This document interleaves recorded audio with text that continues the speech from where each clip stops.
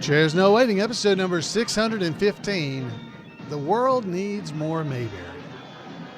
Two Chairs No Waiting is brought to you each week by the fine folks over at weaversdepartmentstore.com. Drop by over at Weavers and pick up some of the great stuff they've got over there. Some things you'll probably enjoy are the 60 Years of Mayberry, a celebration of the Andy Griffith Show. It's a book edited by Randy Turner, but with all kinds of folks who contributed. Dixie Griffith, George Lindsay Jr., lots of folks. Head over there and check that out because that's a lot of fun. And we also got in some new t-shirts. So there are new Loaded Goat t-shirts. The Loaded Goat long sleeve t-shirts, great for winter. Head over to the Weavers Department Store and check it out. Two Chairs No Waiting is also brought to you by donations from listeners like you. And I want to thank them for their support. The executive producer of episode number 615, they are Bob and Pat Mundy. So thank you, Bob and Pat. They're patrons over at Patreon that help keep this podcast going. And thank you for being here in Mayberry. The title of the episode tonight is The World Needs More Mayberry. Back when I first started not the podcast, but the Who's Been Messing Up the Bulletin Board chapter. I mean, this was ages ago. One of the reasons I actually kind of got started was because of just all the stuff that was going along in the world. And we've created this internet group of Andy Griffith Show fans it was a network called Prodigy. And it all happened during the original Gulf War back in the very early 90s is when it all got started. And I tell you what, January of 91 is when the aerial attacks started back during Operation Desert Storm, the bombardment of Iraq. And I tell you, the world was just an unusual place at the time. It was unusual. It was nervous. You were scared. Things just weren't good. So what did we do? We created this Andy Griffith Show group, and we started spending time together with friends there in Mayberry. And I think that's what the world needs more of now. We need to spend more time away from the news and away from everything, really, except family, friends, and that is Mayberry, isn't it? That's what the world needs. And so I think that's where we really need to start trying to focus. Back in those days, it was the internet was brand new. Nobody knew anything about it. We were struggling to figure out how to talk to each other, and we did it. There was a time that I was offline there for a little while back in about 93 for about 6 months. And then luckily an email, I saw a copy of the Bullet, the original newsletter that was paper that was put out by the Andy Griffith Show Rerun Watchers Club. And it had a note in there from a guy named Kevin Johnson and Jack Fellenzer requesting that folks send them an email to be able to talk about the Andy Griffith Show. Well, I sent an email right away back to those guys because I had so much enjoyed being part of what was going on the old Prodigy computer network that Sears department stores owned. And I tell you what, that note in the e-bullet resulted in the Who's Been Messing Up the Bulletin Board chapter expanding from being just on that little Prodigy network to being all over the internet. And that Who's Been Messing Up the Bulletin Board chapter led to the iMayberry.com website, which led to all these other amazing things that I've been able to do connected with the Andy Griffith Show all these years. And I tell you, that was all just because I was using Mayberry or the Andy Griffith Show as a little bit of an escape from just all the stress and pressures of work and daily life. And I think that's something we can all use. I really do. So there's a lot of weird things going on right now. And I don't think it's not new, because looking back in 1991, there were a lot of weird things going on. And you needed just a little bit of time to be able to step back and relax, decompress, and let the Andy Griffith Show just come in and make you smile and helps your heart. And I think we're in that similar position right now, and almost always. that it's just a good idea to step away and look at things from a different perspective. And that's often easier after you've sat back, you watch an episode of the Andy Griffith Show, and just let the fun happen for you. Just makes your day a little bit better. And I definitely want to encourage that. Now, as part of that, there's things out on the internet you may not be aware of. Now, I don't know how many of you know about, we all know about Facebook because everybody has Facebook and stuff now. But do you know about the iMayberry community? So the iMayberry community is run by Keith Brown, who's Colonel Harvey, one of the tribute artists. And basically, I started this, and Keith reminded me, it was just over 9 years ago, back about January 4th, 2012. Wow, is that right? 2012? Yeah, I think that's right. 9 years ago that we started the iMayberry community. And it's grown and things have changed over there and things have moved around. But it is basically a community of just Mayberry folks. You know, you've got Facebook and you have Facebook groups where you have groups of people that are Andy Griffith Show fans. And not knocking any of our Mayberry groups on Facebook, but there are a lot of people that are members of some of the groups that don't know anything about the Andy Griffith Show. I mean, not knocking them. I'm glad they're there. I'm glad they're enjoying it, and they need this just as much as anybody. But this iMayberryCommunity.com is a website that's kind of like Facebook because you can have friends, you can visit, you can go to a forum, but it's all Andy Griffith Show. That's all it is. There's nothing else there. It's all Andy Griffith Show related. So if you want to be able to really escape from all the social media stuff and not get pegged all the time for, ads and everything else that happened to you, head over to iMayberry Community and check it out because there's a lot there. There are forums. There's a forum there where people have things like there's a topic called "Have you ever noticed?" And they go through things that you may or may not have ever noticed on the Andy Griffith Show.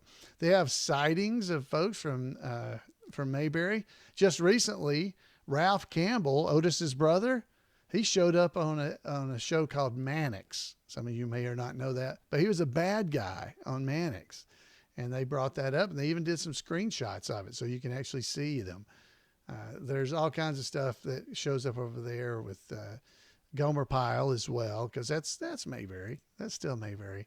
And I definitely want to encourage you to head over to iMayberry.com, and you can get the link from it. It's right there. If you can't remember iMayberry Community, if you just go to iMayberry.com and scroll down a little bit, the iMayberry Community is linked right there. There's been a lot of conversations going on about Nice Dress Nellie, and we keep finding out more information about her. And I'll probably talk about that in another episode. I don't think I have that printed right here in front of me. But we have confirmed who she was. And because her name is actually in Jim Clark's book. So we have a call sheet with her name on it. So we have confirmed it for sure. Miss Marvel is her last name. It's not Marvel. I think it was Marvel because that's how Bruce kept saying it, Marvel. So that was her last name. And indeed, she was on there's a whole topic about it there on the iMayberry Community where they were going through and discovering information about her and finding her. And they found out all about her and eventually were able to run down completely who she really was. There's a book called Mayberry Memories. And in that book, it's by Jim Clark and Ken Beck. You can find Marvel Lawrence as a stand-in. She's listed in that book. So Marvel Lawrence. So Marvel was her first name. I'm sorry, I said it was her last. Marvel Lawrence was her name. She is a stand-in, and she's listed on the call sheet. So we found out all kinds of good about her. So there you go. So you can definitely head over to iMayberry Community and check it out. All right. Let's see what else is going on. we've had a lot of fun over on that iMayberry community over the years. And one of the things I wanted to bring up and kind of tell you a little bit about was that there's some blogs over there. And I got to tell you that Colonel Harvey, for years, used to write posts on there about with just reflections about the Andy Griffith Show and how it had affected his life and how he had gone through things. And they're definitely worth heading over and checking out and reading because, wow, he talks about how fortunate he was just being a part of the Andy Griffith Show and being a part of Mayberry. And well, let me just read a little bit of one of them to you that he had written. He said, I want to reflect on what it means to appreciate this good fortune. Now, what he's talking about is Mayberry Days 2016. He got to go and he started portraying Colonel Harvey. He's been doing that and he counted himself fortunate. He said, I want to reflect on what I think it means to appreciate this good fortune. Spending time with my tribute artist friends, he talked about. I appreciate the time spent with them, interacting with the many wonderful Mayberry fans. We visit a good bit, eat meals together often, and work on and off stage, and hopefully bring a little joy to folks as we recreate memories from the Andy Griffith Show. And there's an abundance of love and respect for each other. I appreciate the wonderful people whom I've met at all these events, as well as the tireless efforts of the organizers. I've been able to forge new friendships that I will cherish forever. I've become friends through social media venues and now have a bond with people that come into my life as we get to say hello and shake hands or hug each other's necks when we meet at Mayberry events. I appreciate my good fortune when I meet so many of the real stars from the Andy Griffith Show. I think at last count, I'd met about 25, is what Keith said, of the folks that have either appeared on the show or worked on the set as directors or producers and the like. I appreciate how fortunate I am to have a wife and a family that not only love the show, but put up with my somewhat elevated enthusiasm about the whole Mayberry experience. My family, along with some great friends, are either super supportive or super tolerant. Either way, I am fortunate. With none of us being guaranteed tomorrow, I, for one, want all of us to reflect on how fortunate we are to have experienced watching the Andy Griffith Show, to have encountered Mayberry stars at events, if you've been able to have made new long-lasting friendships all along the way, to have enjoyed wholesome fun with a right moral compass in the values taught by the show, and to have had a chance to travel and see places with our families.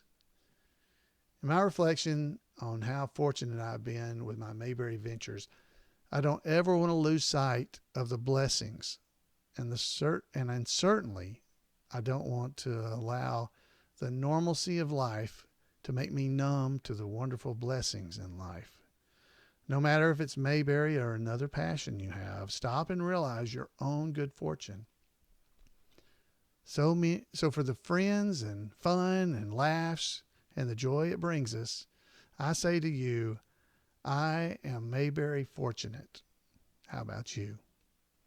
And that was from Keith Brown, Colonel Harvey. And I have to say that is so true. I've been doing this since the early 90s, and I have met and become friends with people all over the country, really, and have been fortunate enough to meet so many of you in person and get to know you. I just lost one of the two men I spoke about earlier that actually kicked off getting us started back into the newsletter and get everything going. Jack Fellinger was a friend that I only met maybe twice, but he was a Mayberry friend and he was true all the way to the end. And I'm going to miss him a lot, but man, how fortunate I am to have get to know him. He lived in Iowa. I live in Alabama. How often do you meet somebody online on the internet from far away, a pen pal. Back in the old days, I guess it would have been a pen pal. And you actually get to meet them in person and become friends with them and stay in touch for years. I've been so fortunate. The Andy Griffith Show has blessed me. God's blessed me through it. And I just got to tell you, it has changed my life. And I know that's kind of drastic and maybe over enthusiastic, as Keith said, but there are so many people I've met. There's folks in the chat room tonight as I'm recording this that I've been fortunate enough to meet in person, and now they're friends. So it's amazing that a show that's 60 plus years old still has that kind of impact that draws people together. There are so many things in the world that kind of tear us apart. This is one thing I think that we can all agree on, is that the Andy Griffith Show can really bring us together. You know, quit talking about all those other things that keep making everybody mad at each other, and ask them what they think of Barney. Now, if they don't like Barney or, Floyd, then, well, I might have a problem. But very few people have that problem. So I think the world could use more Mayberry. And I know that's what you and I, agree that that's true. And we want to get that out there and get people focused on what's really important. Family, friends, and our relationships. Those are the things that are really important and that will stand the test of time. So I encourage you, head over to iMayberry community if you'd like to, and join up and be a part of the community there and visit and have a safe place to go and not be worried about having to deal with everything else. We'll make sure that doesn't happen. We'll take care of that. So I'm inviting you over there to that little corner of Mayberry where you can just, if you're worried about things happening on social media or on the internet as a whole, just visit over at Mayberry, and it'll be our little corner, our little island of good feelings, good friends, and we can sit around and visit. Okay. All right. Well, that's a soapbox and, and all that kind of stuff, I guess, but it is, it's a real blessing to be able to do a lot of these things. So, we're going to hear from Randy Turner. I have a little update about Maggie Peterson following that. So let's go ahead and hear from Randy and then stick around to hear about Maggie.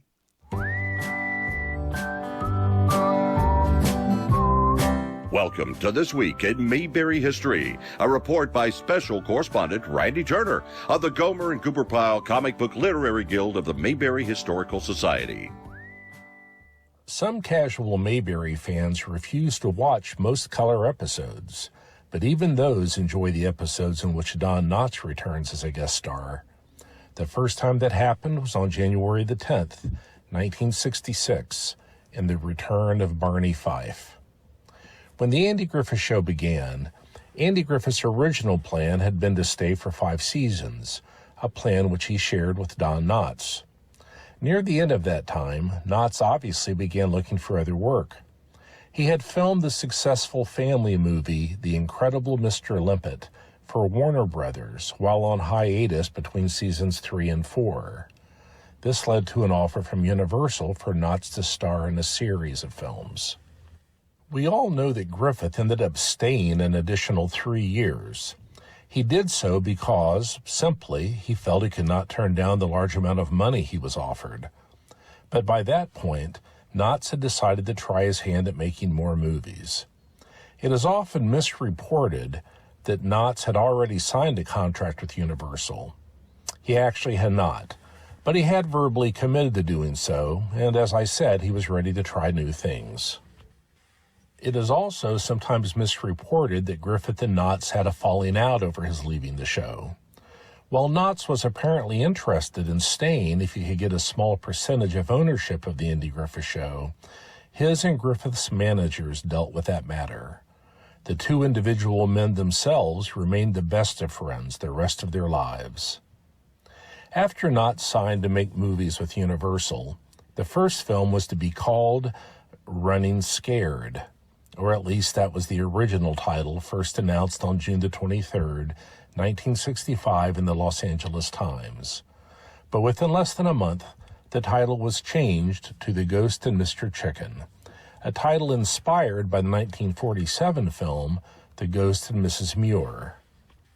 The concept for the film was suggested by Andy Griffith as an expansion of the idea of Knott's character being frightened to be in an abandoned, supposedly haunted house, which had been seen when Barney and Gomer were sent into their Rimshaw house in the October 1963 episode of The Andy Griffith Show, The Haunted House. In the movie, Knotts plays newspaper reporter Luther Heggs, who is assigned to spend the night in the seemingly haunted Simmons mansion. The movie script is credited to longtime Mayberry writers Jim Fritzell and Everett Greenbaum, who, after writing Quiet Sam in Season 1, wrote 28 of the 96 episodes that made up Seasons 3 through 5, or nearly 30% of those seasons. But when they got into a bind with aspects of the movie script, Andy Griffith himself spent a week contributing to it, though he was not credited as a writer.